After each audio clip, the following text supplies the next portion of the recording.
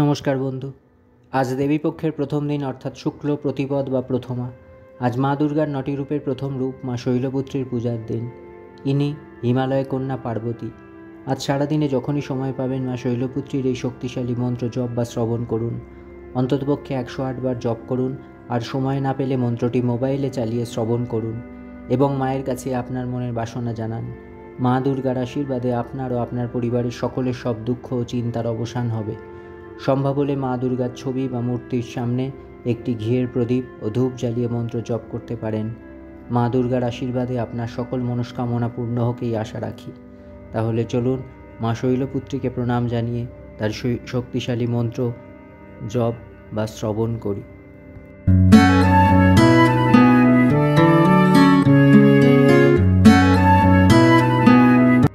ওম प्रणमामि यदा शिवां शैलपुत्रीं वृषारूढां ज्ञातां मातरं देवीं धर्मकामार्थसमृद्धये।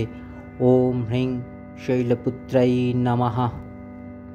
ॐ प्रणमामि यदा शिवां शैलपुत्रीं वृषारूढां ज्ञातां मातरं देवीं धर्मकामार्थसमृद्धये। ॐ ह्रीं शैलपुत्र्यै नमः। ॐ प्रणमामि यदा शिवां शैलपुत्रीं वृषारूढां ज्ञातां मातरं देवीं धर्मकामार्थसमृद्धये। ॐ ह्रीं शैलपुत्र्यै नमः। ॐ प्रणमामि यदा शिवां शैलपुत्रीं वृषारूढां ज्ञातां मातरं देवीं धर्मकामार्थसमृद्धये। ॐ ह्रीं शैलपुत्र्यै नमः। ॐ प्रणमामि यदा शिवां शैलपुत्रीं वृषारूढां ज्ञातां मातरं देवीं धर्मकामार्थसमृद्धये। ॐ ह्रीं शैलपुत्र्यै नमः। ॐ प्रणमामि यदा शिवां शैलपुत्रीं वृषारूढां ज्ञातां मातरं देवीं धर्मकामार्थसमृद्धये। ॐ ह्रीं शैलपुत्र्यै नमः। ॐ प्रणमामि यदा शिवां शैलपुत्रीं वृषारूढां ज्ञातां मातरं देवीं धर्मकामार्थसमृद्धये। ॐ ह्रीं शैलपुत्र्यै नमः। ॐ प्रणमामि यदा शिवां शैलपुत्रीं वृषारूढां ज्ञातां मातरं देवीं धर्मकामार्थसमृद्धये। ॐ ह्रीं शैलपुत्र्यै नमः। ॐ प्रणमामि यदा शिवां शैलपुत्रीं वृषारूढां ज्ञातां मातरं देवीं धर्मकामार्थसमृद्धये। ॐ ह्रीं शैलपुत्र्यै नमः। ॐ प्रणमामि यदा शिवां शैलपुत्रीं वृषारूढां ज्ञातां मातरं देवीं धर्मकामार्थसमृद्धये। ॐ ह्रीं शैलपुत्र्यै नमः। ॐ प्रणमामि यदा शिवां शैलपुत्रीं वृषारूढां ज्ञातां मातरं देवीं धर्मकामार्थसमृद्धये। ॐ ह्रीं शैलपुत्र्यै नमः। ॐ प्रणमामि यदा शिवां शैलपुत्रीं वृषारूढां ज्ञातां मातरं देवीं धर्मकामार्थसमृद्धये। ॐ ह्रीं शैलपुत्र्यै नमः। ॐ प्रणमामि यदा शिवां शैलपुत्रीं वृषारूढां ज्ञातां मातरं देवीं धर्मकामार्थसमृद्धये। ॐ ह्रीं शैलपुत्र्यै नमः। ॐ प्रणमामि यदा शिवां शैलपुत्रीं वृषारूढां ज्ञातां मातरं देवीं धर्मकामार्थसमृद्धये। ॐ ह्रीं शैलपुत्र्यै नमः। ॐ प्रणमामि यदा शिवां शैलपुत्रीं वृषारूढां ज्ञातां मातरं देवीं धर्मकामार्थसमृद्धये। ॐ ह्रीं शैलपुत्र्यै नमः। ॐ प्रणमामि यदा शिवां शैलपुत्रीं वृषारूढां ज्ञातां मातरं देवीं धर्मकामार्थसमृद्धये। ॐ ह्रीं शैलपुत्र्यै नमः।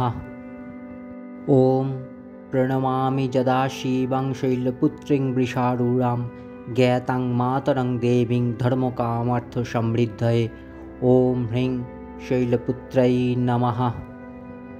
ॐ प्रणमामि यदा शिवां शैलपुत्रीं वृषारूढां ज्ञातां मातरं देवीं धर्मकामार्थसमृद्धये।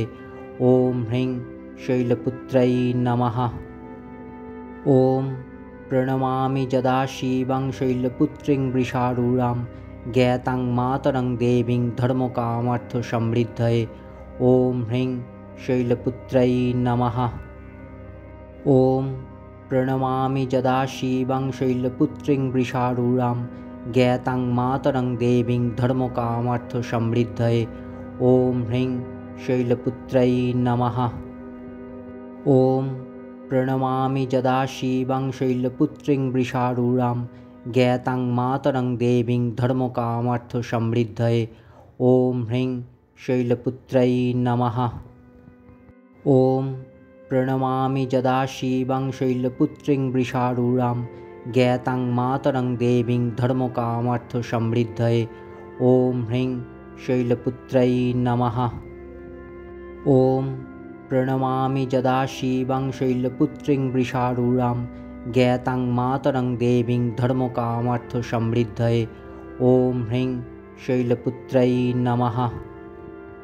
ॐ प्रणमामि यदा शिवं शैलपुत्रीं वृषारूढां ज्ञातां मातरं देवीं धर्मकामार्थसमृद्धये।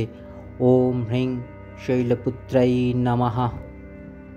ॐ प्रणमामि यदा शिवं शैलपुत्रीं वृषारूढां ज्ञातां मातरं देवीं धर्मकामार्थसमृद्धये।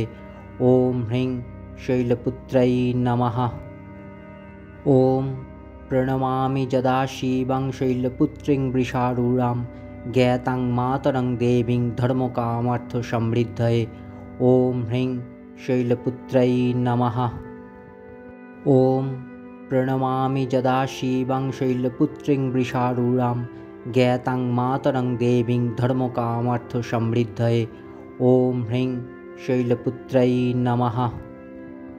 ॐ प्रणमामि यदा शिवं शैलपुत्रीं वृषारूढां ज्ञातां मातरं देवीं धर्मकामार्थसमृद्धये। ॐ ह्रीं शैलपुत्रै नमः।